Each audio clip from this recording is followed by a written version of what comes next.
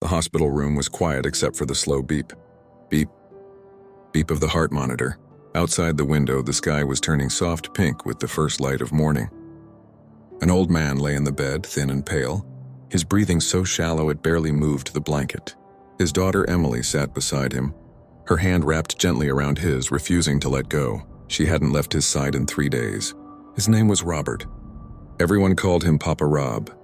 He was 82, a carpenter all his life, the kind of man who could fix anything with his hands and calm any storm with his smile. For 60 years he had built homes, cradled grandbabies, and danced with his wife in the kitchen to old radio songs. But now cancer had taken almost everything. The doctors had done all they could. The morning the head doctor had pulled Emily into the hallway and spoken the words no child ever wants to hear. "Emily, we're only keeping him comfortable now. It's a matter of hours. You should prepare yourself." She had nodded, tears falling silently. But something inside her refused to accept it. Not yet. Back in the room, she pulled her chair closer and rested her forehead on the edge of his bed. "Papa," she whispered, "I know you're tired, but I'm not ready to say goodbye." His eyes fluttered open for just a moment, cloudy but still the same gentle blue they'd always been. He tried to speak, but only a faint breath came out.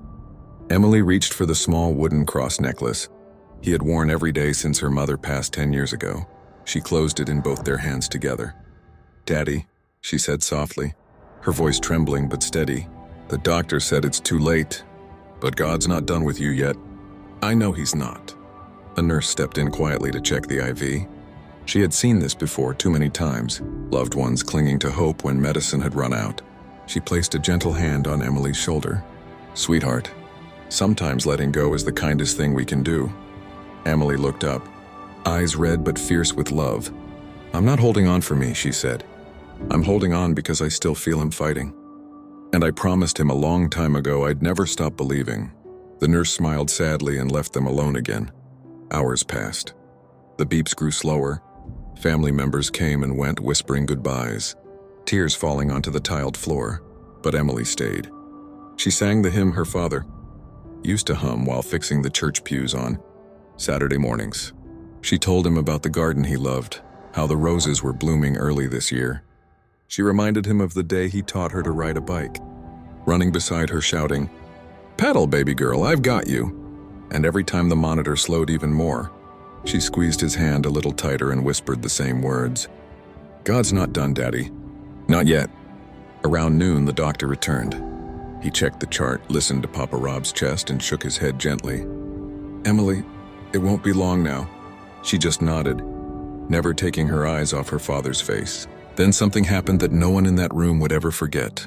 Papa Rob's fingers moved, just barely, pressing back against hers. His chest rose with a deeper breath. And then in the weakest voice anyone had ever heard, he spoke. "Emmy, honey, tell the doc, God just told me I've got one more job to do." The doctor froze. The nurse who had come running dropped her clipboard. Emily's heart felt like it stopped and started again all at once. Over the next hours, something quiet and miraculous began. The numbers on the monitor that had been falling began to climb. Color returned to Papa Rob's cheeks slowly, like sunrise through curtains. By evening, he was asking for water. By the next morning, he was sitting up, smiling that same old smile, telling the stunned doctor, "Son, I've got grandkids who still need a treehouse." The medical team called it medically unexplainable. They ran new scans, whispered in hallways, wrote long notes and charts. They couldn't quite believe themselves. But Emily knew exactly what had happened. She had held on when everyone else said to let go. She had spoken faith when facts said it was over. And in that sacred space between a daughter's love and a father's unfinished purpose, God stepped in and said, "Not yet." Papa Rob lived another 8 years. He built that treehouse. He danced at Emily's wedding. He held great-grandbabies he wasn't supposed to meet. And every single night before he fell asleep, he would take Emily's hand the way she once took his and whisper, "Baby girl, never forget whose timing we're on. Sometimes the doctor says it's too late. Sometimes the world says there's no hope left. But every now and then, love refuses to let go. And heaven answers with more time." If this story touched the deepest part of your heart, share it with someone who needs to remember that as long as we're still holding on, God's not done. Because some miracles don't shout, They simply whisper back, "Not yet."